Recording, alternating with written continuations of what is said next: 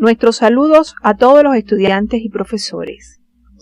En la actividad anterior, orientamos el estudio de las características morfofuncionales de los vasos sanguíneos, así como una serie de conceptos que les permitirán comprender la dinámica circulatoria. Las lesiones vasculares constituyen una causa importante de morbilidad y mortalidad en nuestro medio, muchas veces prevenibles por la labor del médico. En esta actividad orientaremos el estudio de las características morfofuncionales de la circulación mayor o sistémica. Al concluir el estudio de estos contenidos, serán capaces de explicar las características morfofuncionales macroscópicas de la circulación mayor, destacando las particularidades de sus componentes arterial y venoso y sus expresiones hemodinámicas, así como interpretar las modificaciones del pulso arterial y la presión venosa, teniendo en cuenta los factores de los que dependen y destacando su significación clínica. La circulación mayor o general está integrada por un conjunto numeroso de vasos sanguíneos arteriales y venosos de diferentes calibres, a través de los cuales el corazón izquierdo envía sangre rica en oxígeno y nutrientes hacia las redes capilares de órganos y tejidos, y desde estos retorna al corazón derecho. En la imagen se representa en rojo la circulación de la sangre oxigenada y en azul la sangre venosa. El estudio de las características morfofuncionales de estos vasos se realiza teniendo en cuenta un sistema arterial extendido entre el ventrículo izquierdo y los tejidos corporales, y 3 sistemas venosos extendidos entre los tejidos y el atrio derecho.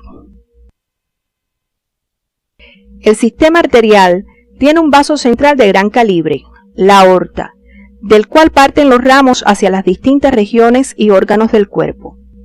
Esta arteria se extiende desde el orificio aórtico del ventrículo izquierdo hasta nivel de la 4ª vértebra lumbar, donde se divide en sus ramos terminales, las arterias ilíacas comunes o primitivas. La aorta tiene 3 porciones, ascendente, arco aórtico y descendente. Esta última se subdivide en torácica y abdominal, al pasar por el hiato aórtico del diafragma.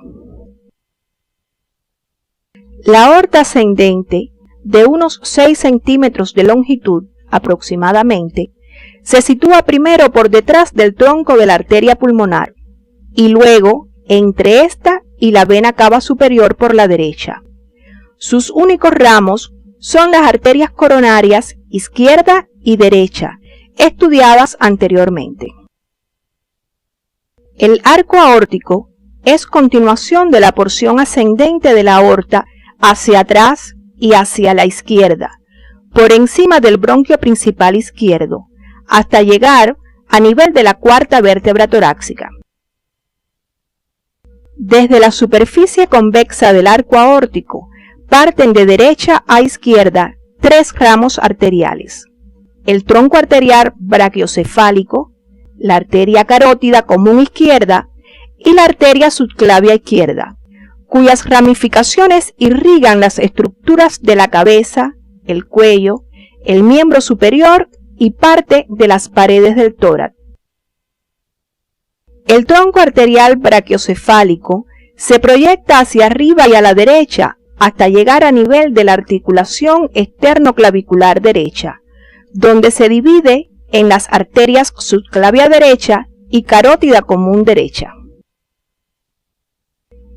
Las arterias carótidas comunes derecha e izquierda tienen inicios diferentes en el tronco arterial brachiocefálico y en el arco aórtico respectivamente.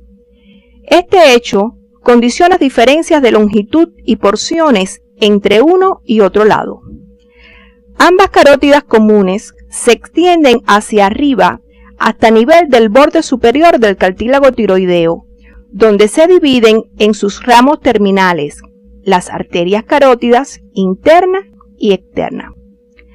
En su trayecto por la parte lateral del cuello, se relaciona estrechamente con el esófago y la faringe, la tráquea y la laringe, el músculo esternocleidomastoideo, la vena yugular interna y el nervio vago.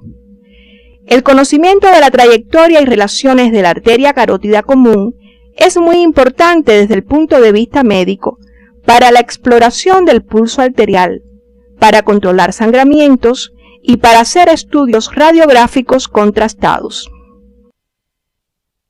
Las arterias carótidas internas y sus ramos fueron estudiados oportunamente en la vascularización del encéfalo y solo deberán recordar sus características generales relacionadas con el inicio, trayecto y ramos. La arteria carótida externa se inicia a nivel del borde superior del cartílago tiroides y se proyecta hacia arriba por la parte lateral del cuello hasta alcanzar la altura del cuello del cóndilo mandibular, donde se divide en sus dos ramos terminales, las arterias temporal superficial y maxilar. En su recorrido por el cuello, emite ramos para la glándula tiroides, la lengua, piel y músculos de la cara, el músculo esternocleidomastoideo, faringe, región occipital y musculatura masticatoria, entre otras. Obsérvese la distribución de las arterias auricular posterior y occipital, ramas de la carótida externa. Observen en esta imagen la amplia distribución de la arteria maxilar por las estructuras del aparato masticatorio. En esta imagen puede observarse el recorrido de la arteria lingual a través del piso de la cavidad bucal. Observen en esta imagen la distribución de algunos ramos de la arteria maxilar por las cavidades nasal y bucal.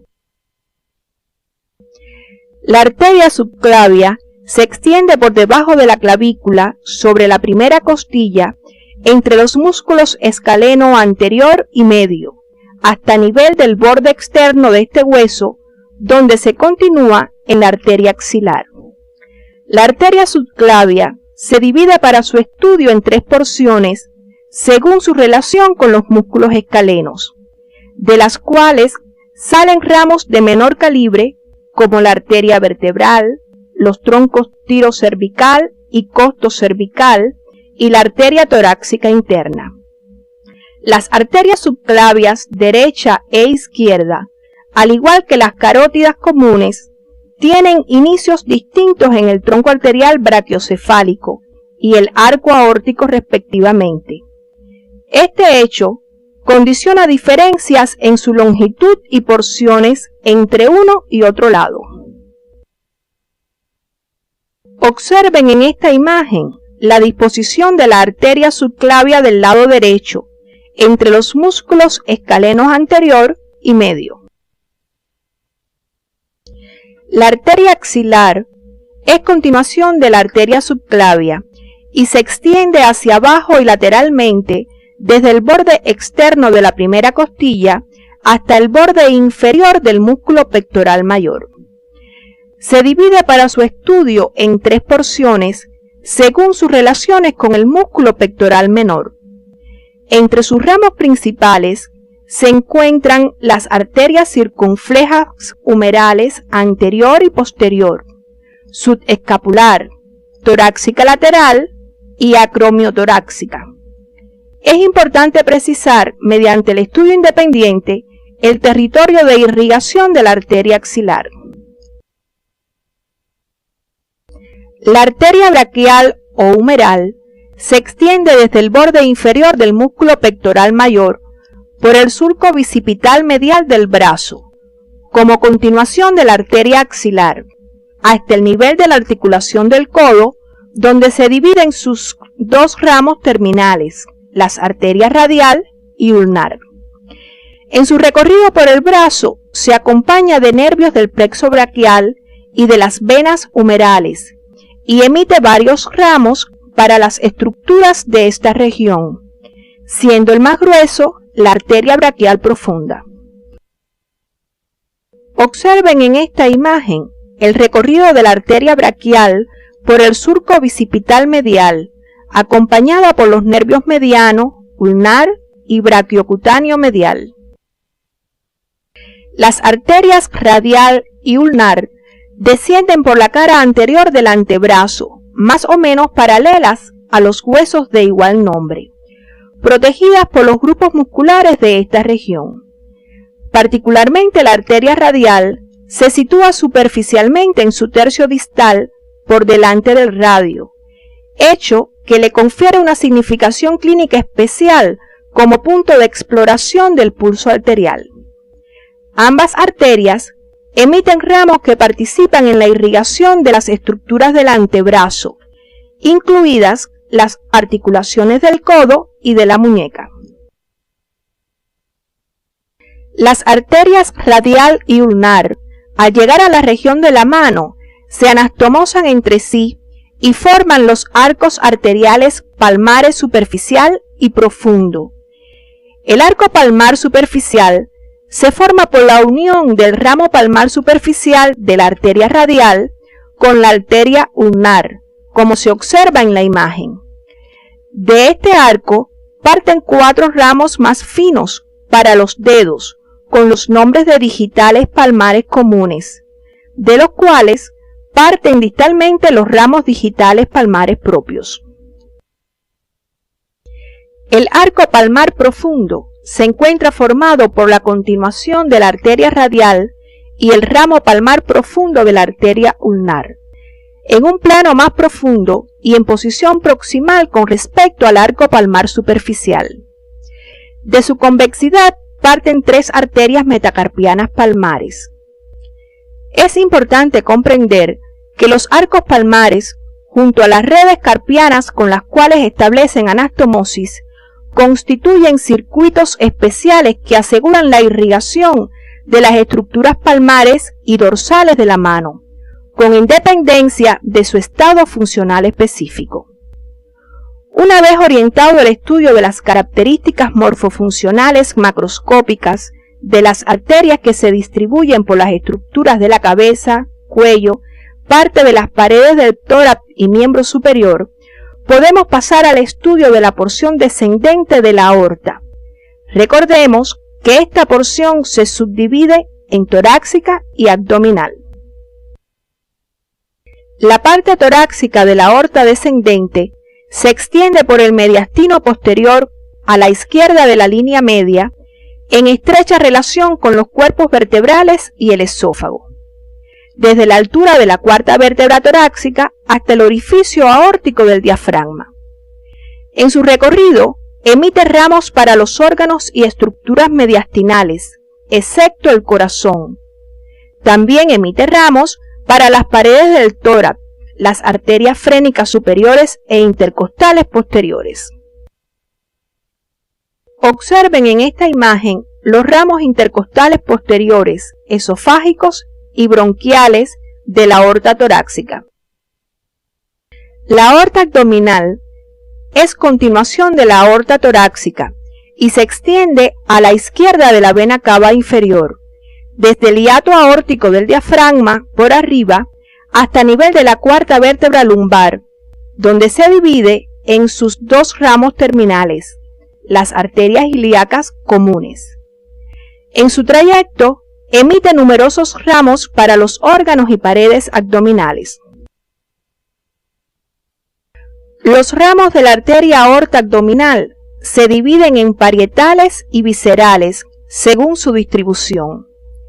Los primeros son las arterias frénicas inferiores, lumbares y para algunos autores las ilíacas comunes. Los segundos se subdividen en ramos pares para las glándulas suprarrenales, las gónadas y los riñones, y ramos impares para distintas porciones del intestino, hígado, vaso y páncreas.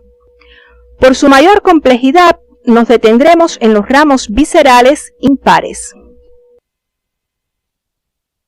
El tronco celíaco se inicia en la superficie anterior de la aorta, por debajo del hiato aórtico del diafragma, y después de un corto trayecto se divide en 3 ramos: las arterias gástrica izquierda, hepática común y lienal o esplénica, De cada uno de estos ramos se desprenden otros más finos, como se observa en la imagen, para irrigar partes del páncreas, duodeno, estómago, vesícula y vías biliares. Es importante precisar en los mismos sus territorios específicos de distribución a través del estudio independiente, siguiendo las orientaciones que aparecen en el CD. Observen en esta imagen el recorrido de la arteria lienal sobre el borde superior del páncreas en dirección al vaso. Observen en esta imagen cómo la arteria hepática común se divide en arteria hepática propia y arteria gastroduodenal. La arteria mesentérica superior se inicia en la superficie anterior de la aorta abdominal, por debajo del tronco celíaco, y se proyecta hacia abajo y a la derecha entre las dos hojas del mesenterio, hasta la vecindad de la desembocadura del intestino delgado en el ciego. En ese recorrido emite numerosos ramos, como se observa en la imagen, para completar la irrigación del duodeno y el páncreas, el yeyuno, el ilion y la mayor parte del intestino grueso. Es importante profundizar en estos contenidos a través del estudio independiente según las orientaciones que aparecen en el CD. La arteria mesentérica inferior, como se observa en la imagen, se inicia en la superficie anterior de la aorta abdominal, un poco por encima del inicio de las ilíacas comunes. Se proyecta hacia abajo y hacia la izquierda, entre las hojas del mesocolon sigmoides, y emite ramos para el colon descendente y sigmoides y la porción superior del recto. Es importante profundizar en estos contenidos a través del estudio independiente según las orientaciones que aparecen en el CD. Las arterias ilíacas comunes son los ramos terminales de la aorta abdominal. Las mismas se proyectan hacia abajo y lateralmente hasta alcanzar el nivel de las articulaciones sacroilíacas, donde se dividen en arterias ilíacas interna y externa. Las ilíacas comunes no emiten ramos colaterales. Las ilíacas internas se ramifican ampliamente para irrigar las paredes y los órganos de la cavidad pélvica. Por último, las ilíacas externas se proyectan hacia abajo en dirección al miembro inferior y al pasar por detrás del ligamento inguinal se continúan en las arterias femorales. Es importante profundizar en estos contenidos a través del estudio independiente según las orientaciones que aparecen en el CD. La arteria femoral, continuación de la arteria ilíaca externa por debajo del ligamento inguinal, se extiende a lo largo del muslo describiendo una trayectoria en espiral. Su parte superior se encuentra en el triángulo femoral, en la superficie anterior del muslo, acompañada de la vena y del nervio femoral. Su parte media ocupa una posición medial y penetra hacia abajo en el canal de los aductores, para aparecer por el ángulo superior del rombo popliteo, por detrás de la articulación de la rodilla, ahora con el nombre de arteria poplitea. Durante su trayecto, el ramo de mayor calibre que emite es la arteria femoral profunda. La arteria poplitea se divide en sus dos ramos terminales, las arterias tibiales anterior y posterior.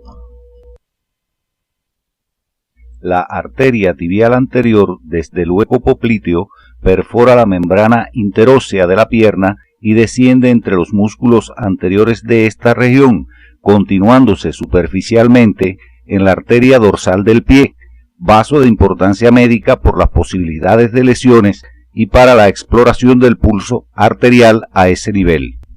La arteria tibial anterior emite ramos finos para las articulaciones de la rodilla y del tobillo, además de aquellos que irrigan parte de la musculatura y piel de la pierna. La arteria tibial posterior desciende entre los músculos posteriores de la pierna y se sitúa por detrás y por debajo del maleolo medial, sitio donde puede explorarse su pulso, y llega entonces a la planta del pie, donde se divide en los ramos plantares medial y lateral. Las estructuras del dorso del pie son irrigadas mediante ramos de la arteria dorsal del pie. Los de mayor significación son la arteria arqueada y el ramo plantar profundo, el cual establece comunicación con las arterias plantares. Las estructuras de la planta del pie son irrigadas por ramos de las arterias plantares medial y lateral, ramos terminales de la arteria tibial posterior.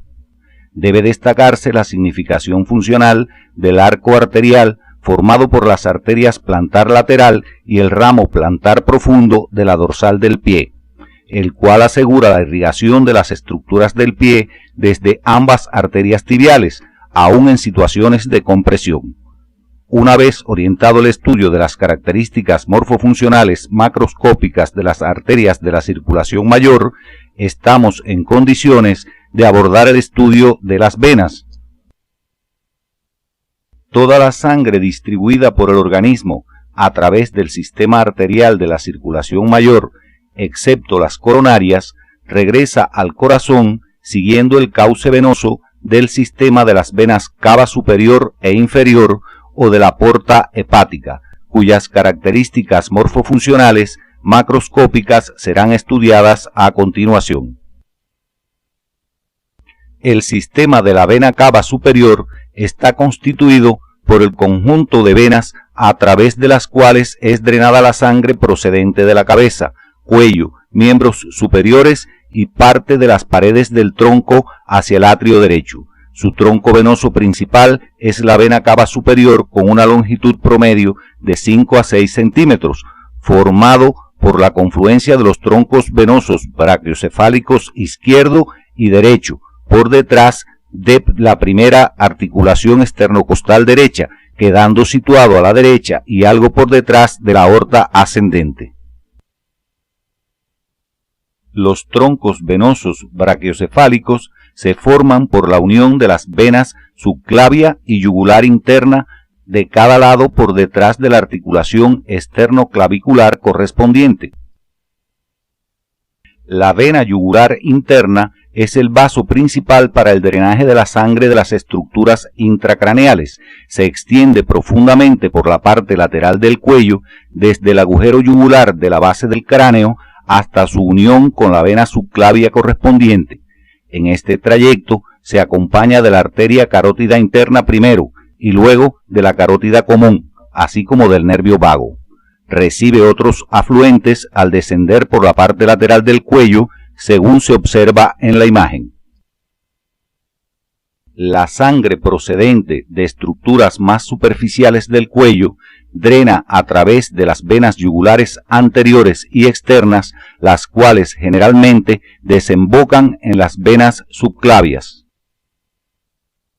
La vena subclavia es continuación directa de la vena axilar y drena la sangre procedente de los territorios irrigados por ramos directos de las arterias del mismo nombre, así como de la parte libre del miembro superior. Ambas venas se sitúan por delante y medialmente respecto a las arterias homónimas, en estrecha relación con el plexo braquial. La vena axilar se forma por la unión de las venas humerales de cada lado.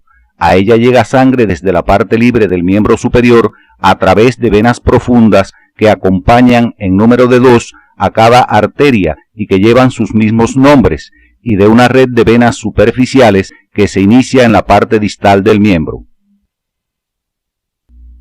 Las venas superficiales del miembro superior se inician en el dorso de la mano en un grupo de vasos más o menos cortos que confluyen entre sí y se organizan en sentido craneal en dos grandes venas situadas en los bordes medial o ulnar y lateral o radial del antebrazo, y después en el brazo en los surcos bicipitales lateral y medial, las venas cefálica y basílica respectivamente.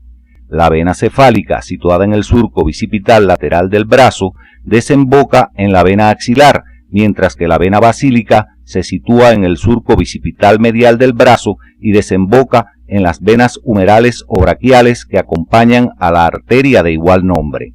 Es importante precisar que ambas venas superficiales se comunican entre sí por delante de la articulación del codo, mediante un tronco venoso llamado vena mediana cubital, en la cual desembocan otras venas más finas procedentes de la superficie anterior del antebrazo y la mano. Esta vena tiene gran significación práctica desde el punto de vista médico como vía para la extracción de sangre y la administración de medicamentos. Las venas ácigos y hemiácigos se inician en las venas lumbares ascendentes derecha e izquierda respectivamente, en la pared abdominal posterior, atraviesan el diafragma y acompañan a la columna vertebral por ambos lados en dirección craneal. La vena ácigos recibe sangre de las venas lumbares e intercostales posteriores derechas y de estructuras del mediastino, y desemboca en la vena cava superior cruzando por encima del bronquio principal derecho a nivel de la cuarta o quinta vértebra torácica. La vena hemiácigos recibe sangre de las venas lumbares e intercostales posteriores más inferiores del lado izquierdo, así como de estructuras del mediastino. Asciende por el lado izquierdo de la columna vertebral y a la altura de la séptima u octava vértebra torácica, gira hacia la derecha y termina desembocando en la vena ácigos. Las venas intercostales posteriores más superiores del lado izquierdo drenan en la hemiácigos a través de la vena hemiácigos accesoria. El sistema de la vena cava inferior está constituido por un conjunto de venas de diferente calibre que permiten el drenaje desde los miembros inferiores, las paredes y los órganos de la pelvis, una parte de las paredes del abdomen y los órganos pares de la cavidad abdominal. Su tronco venoso principal es la vena cava inferior, la vena de mayor calibre del organismo, formada por la unión de las venas ilíacas comunes, situada a la derecha de la aorta abdominal y extendida desde el nivel de la cuarta vértebra lumbar hasta el orificio de la vena cava inferior del diafragma. Las venas ilíacas comunes se forman por la unión de las venas ilíacas interna y externa, a través de las cuales reciben sangre desde los órganos y paredes de la pelvis y de la parte libre del miembro inferior. Observen en esta imagen la disposición de los vasos venosos en la pared rectal y sus relaciones con la vena ilíaca interna. Tienen particular significación las venas del canal anal como sitio de asiento de dilataciones varicosas llamadas hemorroides. El drenaje venoso de la parte libre del miembro inferior se realiza a través de venas profundas y superficiales. Las venas profundas acompañan en número de 2 a cada arteria del pie y la pierna y en una relación de 1 a 1 para las arterias poplitea y femoral, como se ilustra en la imagen. Las venas superficiales se disponen por debajo de la piel conformando dos troncos venosos principales, safenas magna y parva. La vena safena magna se inicia hacia la parte medial del dorso del pie y asciende por la superficie medial de la pierna y del muslo hasta desembocar en la vena femoral a nivel del hiato safeno. La vena safena parva se inicia en la parte lateral del dorso del pie y asciende por la parte posterior de la pierna hasta desembocar en la vena poplitea. Entre ambas venas existen numerosas anastomosis y son sitio frecuente de formación de varices. El sistema de la vena porta hepática drena sangre procedente de los órganos impares de la cavidad abdominal, excepto el hígado, que lo hace directamente a la vena cava inferior. Su tronco venoso principal es la vena porta, formada por la confluencia de las venas mesentéricas superior e inferior con la lienal, por detrás de la cabeza del páncreas. la misma se proyecta hacia arriba y a la derecha entre ambas hojas del omento menor, acompañada de la arteria hepática y el conducto colédoco hasta atravesar el hilio hepático. Entre los distintos sistemas venosos estudiados se establecen numerosas anastomosis que se agrupan para su estudio en anastomosis cava-cava, anastomosis portocava superior y anastomosis portocava inferior. Es importante señalar que estas funcionan como vías complementarias y en ocasiones decisivas para el retorno venoso de determinadas regiones del cuerpo, cuando existe compresión de troncos venosos importantes, como ocurre en el curso de la cirrosis hepática. Deben profundizar este contenido siguiendo las orientaciones que al respecto aparecen en el CD. A continuación, analizaremos las características físicas de la circulación sanguínea. El corazón funciona como dos bombas separadas, derecha e izquierda, que trabajan en serie. El corazón derecho, específicamente el ventrículo derecho, bombea sangre hacia los pulmones. Luego la recibe el corazón izquierdo, que la bombea al resto del organismo. La sangre de retorno llega al atrio derecho. Observen además los vasos linfáticos asociados a la circulación sistémica, que serán objeto de estudio en nuestra próxima actividad orientadora. La función de las arterias es transportar sangre a una presión elevada. Sus paredes vasculares son gruesas y la sangre fluye con gran rapidez. Las arteriolas son las ramas más pequeñas del sistema arterial. Tienen paredes muy gruesas y regulan el flujo de sangre a los tejidos, por lo que se consideran vasos de resistencia. En los capilares se ejecuta la función básica de la circulación, o sea, el intercambio de sustancias entre la sangre y líquido intersticial. Las vénulas recogen la sangre de los capilares y se reúnen gradualmente para formar venas de mayor calibre. Las venas son de paredes delgadas, conducen la sangre del retorno al corazón y actúan como reservorios de sangre. En la figura se muestra el porcentaje del volumen de sangre total presente en las distintas partes de la circulación. Observen que el 84% de todo el volumen se encuentra en la circulación sistémica y el 16% en el corazón y los pulmones. Del 84% del volumen de la circulación sistémica, el 64% se encuentra en el sistema venoso, un 13% en las arterias y solo un 7% en las arteriolas y capilares.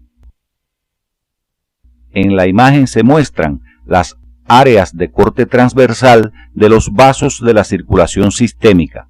Observen que si todos los vasos del mismo tipo se reúnen, la mayor área corresponde a los capilares y es precisamente en este sitio donde la velocidad de la sangre es menor, lo cual está en correspondencia con el intercambio que tiene lugar en los mismos.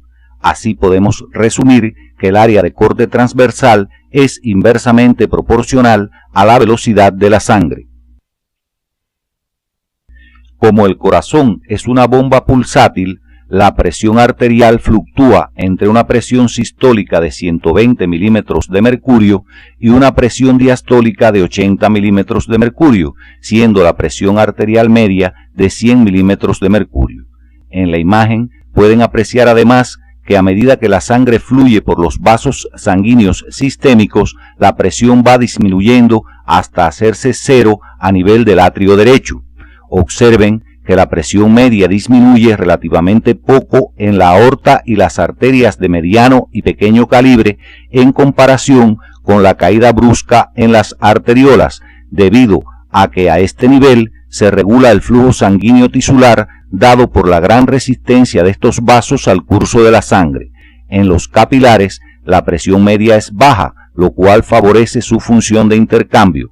Luego disminuye hasta cero a nivel del atrio derecho.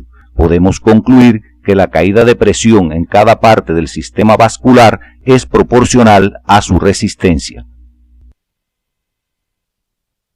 La figura muestra un registro de presión del pulso en la aorta. Observen que la presión sistólica sube bruscamente hasta alcanzar su valor normal de 120 milímetros de mercurio. Luego cae en la diástole hasta 80 milímetros de mercurio. La diferencia entre estas dos presiones de aproximadamente 40 milímetros de mercurio se denomina presión diferencial o presión del pulso. Existen dos factores principales que afectan la presión diferencial: el volumen sistólico y la adaptabilidad vascular, y un tercer factor menos importante que es el carácter de la eyección ventricular. En la imagen pueden observar que si aumenta el volumen sistólico, mayor será el volumen de sangre que tiene que acomodarse en la circulación y mayor será la elevación de la presión en la sístole y su caída en la diástole. En consecuencia, aumenta la presión diferencial. Por ejemplo, si aumenta la presión circulatoria media, aumenta el retorno venoso, el volumen sistólico y la presión diferencial. Si disminuye la resistencia periférica total, la sangre pasa más fácilmente de arterias a venas, aumenta el retorno venoso, el volumen sistólico y la presión diferencial. Si disminuye la adaptabilidad, mayor será el aumento de presión para un volumen sistólico dado, por tanto, aumenta la presión diferencial. Esta situación se presenta en la arteriosclerosis. En la figura se muestra el contorno del pulso en situaciones patológicas como la arteriosclerosis, donde se observa que está aumentado, y en la estenosis aórtica disminuido. Observen su comparación con el normal. En la imagen se muestra el perfil de presiones del pulso según el calibre de los vasos. En la medida en que la onda viaja hacia los vasos de menor calibre, pueden observar que la misma se amortigua completamente a nivel de los capilares. Esto depende de dos factores: la mayor resistencia y menor capacitancia de los vasos a medida que nos alejamos del corazón. Otro aspecto que deben considerar en su estudio independiente es el por qué podemos afirmar que la transmisión de la onda del pulso es más rápida que la velocidad de la sangre. Pueden apoyarse en la orientación que aparece en su CD. La exploración del pulso es una práctica común para conocer sobre el funcionamiento cardíaco, por lo que el conocimiento de los factores que lo originan y determinan sus características permite al médico interpretarlo de manera adecuada y útil. Al palpar el pulso arterial se debe tener en cuenta su frecuencia, o sea, el número de pulsaciones por minuto, el ritmo, es decir, si es regular o irregular, su calidad, es decir, si es duro o blando, y su amplitud, donde se precisa si es amplio o pequeño. La sangre procedente de todas las venas sistémicas llega al atrio derecho, por tanto, la presión a este nivel se denomina presión venosa central o PVC. La presión venosa central está regulada por un equilibrio entre la capacidad del corazón de impulsar la sangre y la tendencia al retorno venoso. Si el corazón bombea la sangre con eficacia, la presión venosa central disminuye, mientras que la debilidad cardíaca la aumenta. Cualquier factor que disminuya el retorno venoso disminuye la presión venosa central, pero si aumenta la entrada de sangre al atrio derecho, aumenta la presión venosa central, como es el caso del aumento del volumen sanguíneo, la venoconstricción y la disminución de la resistencia periférica total. En la imagen se muestra el efecto de la presión hidrostática o presión gravitatoria sobre la presión venosa. Cuando una persona está de pie, inmóvil, la presión a nivel del atrio derecho es de 0 milímetros de mercurio, pero en la medida en que nos alejamos del corazón en sentido caudal, la presión se va incrementando hasta llegar a más 90 milímetros de mercurio a nivel del pie. Este efecto también se pone de manifiesto para las presiones arteriales. En la parte izquierda de la imagen pueden observar la disposición de una válvula venosa. Observen que se abre en el sentido del corazón cuando se comprimen desde fuera por la contracción de los músculos que las rodean, lo que se conoce con el nombre de bomba venosa. El efecto de la bomba venosa hace que la presión en los miembros inferiores disminuya hasta 25 milímetros de mercurio cuando la persona está caminando. Sin embargo, cuando la misma no funciona, aumenta la presión venosa periférica, aumentando el diámetro de las venas, con lo cual las válvulas se hacen insuficientes, apareciendo las várices venosas. Después de orientado el estudio de estos contenidos, arribamos a las siguientes conclusiones. Las arterias de la circulación mayor conforman un sistema de conductos de ramificación continua que garantiza en condiciones normales la llegada de sangre hasta las redes capilares de todos los tejidos del organismo. Cada sistema venoso de la circulación mayor está relacionado con el drenaje de una parte específica del cuerpo, a la vez que las anastomosis existentes entre ellos les permiten funcionar como un todo. Las características del pulso arterial son expresión del estado funcional del corazón y los vasos sanguíneos. Las venas son vías de retorno de la sangre al corazón y por su capacitancia contribuyen a regular el gasto cardíaco y la presión arterial. En la actividad de hoy orientamos el estudio de la circulación sistémica o mayor con sus sistemas arterial y venoso, además de sus presiones, resistencias y los efectos que sobre ella tiene la presión hidrostática. La principal función de la circulación sistémica es el intercambio de sustancias entre la sangre y el líquido intersticial y se lleva a cabo a nivel de los capilares sanguíneos, los que se auxilian de los linfáticos para realizarla. La alteración de la función de los capilares sanguíneos y linfáticos puede dar lugar a la producción de edema, el cual es un signo que acompaña a diversas enfermedades. Las características morfofuncionales del sistema vascular linfático y la función de los capilares sanguíneos serán objeto de estudio en la próxima actividad orientadora.